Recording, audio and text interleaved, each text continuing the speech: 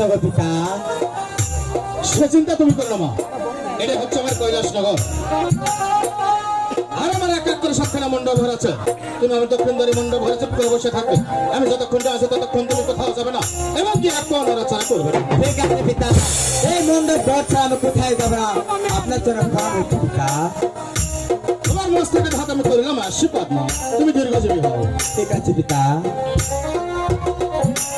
কোথায় কোথায় পার্বতী?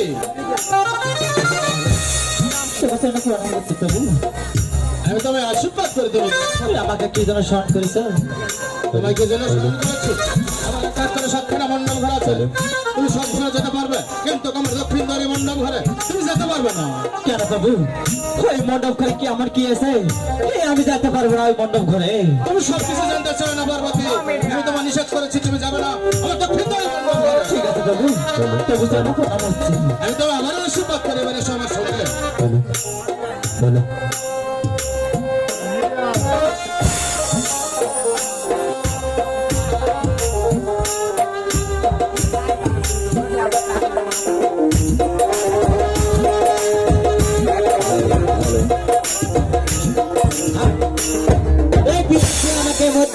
দক্ষিণ মন্ডপ বয়স হয়ে গেল, বয়স থাকবো আমি খুব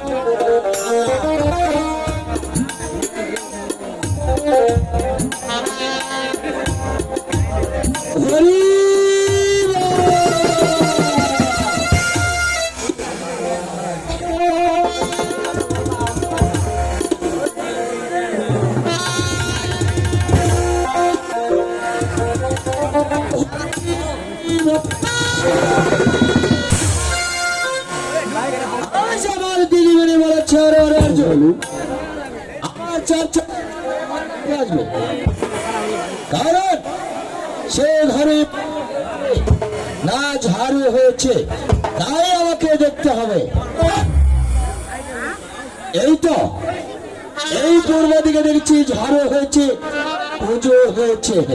হরি বল। এই তো এইদিকে দেখছি ঝাড়ু হয়েছে, পুজো হয়েছে, কিন্তু গরমে জাহান যাচ্ছে।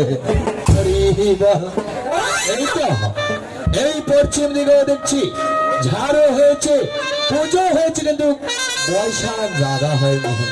দেখি দক্ষিণ মন্ডল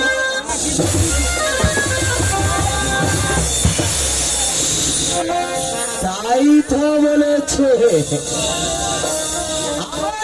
দাদা, বলেছে এই দক্ষিণে ঘরে যাওয়া নিষেধ করেছে। কেন? এই দেশ ভ্রমণ এই হাইব্রিড করতে ধরে দিয়ে আছে। এইবারে তোমার নিরামিষ বার করেছে।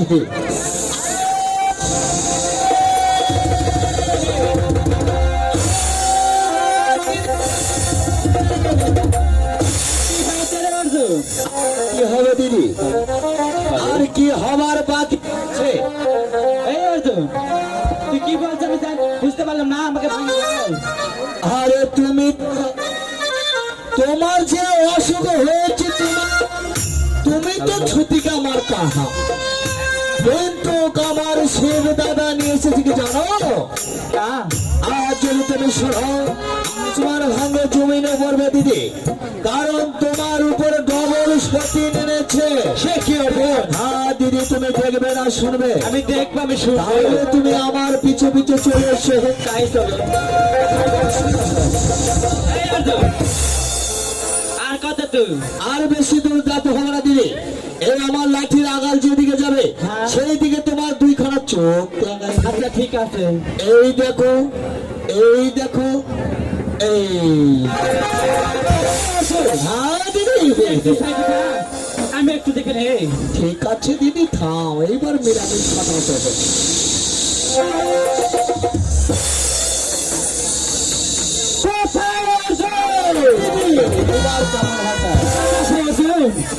তুমি আমার কক্ষ থেকে আমার চাবুক খা, তুমি নিয়ে আসো। ঠিক আছে দিদি, আমি তাই যাচ্ছি দিদি।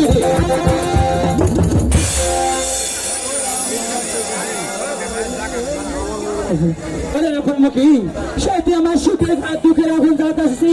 আজ তুমি দেখো কোথায় চাবুক আমি এনেছি। ঠিক আছে হুজুর। নিরামিষটা বার করে নিবি দিদি। ঠিক আছে এবারে আসতে পারি। হ্যাঁ ঠিক আছে দিদি। ওরে কর্মকি, সে তুই আমার সুখের ঘরে দুঃখের আগুন আছিস, তোকে আজকে আমি দেখবো।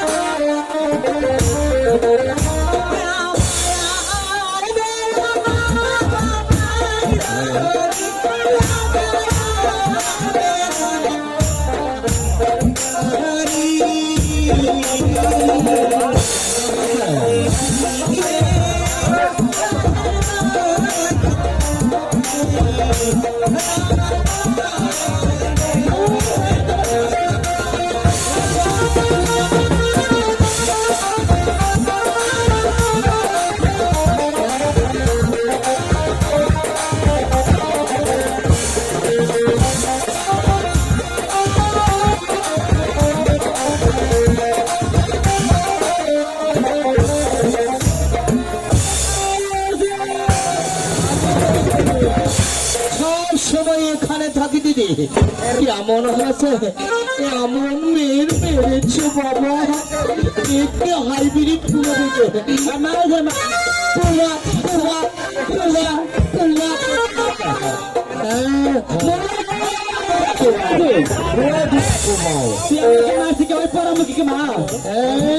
আমি দিদির দিদির ঘরে আসতে কুবা দেখবি নি আর আসবো না। আরে ওইদিকে তো হাতা পাশন আছে পোড়ামুখী আমার দিদির সুখের ঘরে দুঃখের আগুন জ্বালানো মাল লাগছি। আরে আমার থেকে কেন ওই দিকে তো মারবে? হাতা পাশন আছে। আরে অর্জুন, শোনো আমার কথা। এরপর আমাকে দুই হাত বেঁধে সে মিঠার বলে বলে সাথে আসবে। ঠিক আছে দিদি, ঠিক আছে। আমার কথা মানে মনে থাকে। ভাই এমন মার মেরেছে বাবা, একটু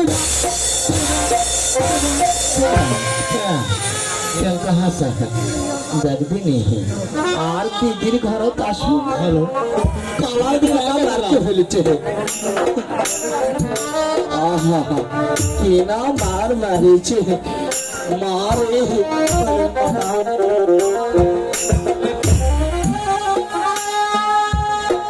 ওঠ মা ওঠ, আমার কোনো দোষ নাই রে মা। আহা কি না মার মারিছে। কালায় ভাটা বুঝুন বেশি খাসল মামর রে। কিছু খাইনি মামা, কিছু খাসনি না মামা। তো যাক, আমার দিদির আদেশ যদি আমি পালন না করি তাহলে আমারও নিরামিষ বার করবে। তাই দুইখানা হাত জোর কর মা, তোকে নিয়ে যেতে বই ফাইন্যান্সিয়ালের স্কুলের ধারে। না মামা না, ওই বেশি নাই, ওই মেয়ের ঘাটের শ্মশান আছে। কান্দিস না মা, যদি নালে যাই তাহলে তোমার যে কুমা চড়তে বেশি কোপাবে মা।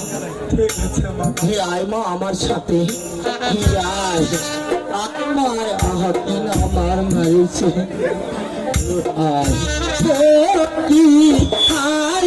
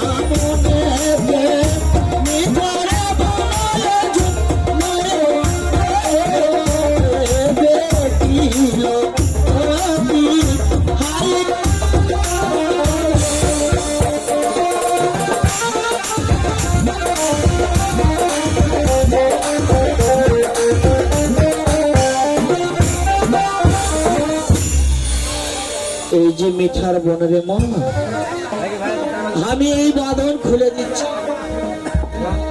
এই বনের মাঝেই যে তোকে থাকতে হবে রে মা। ঠিক আছে মামা।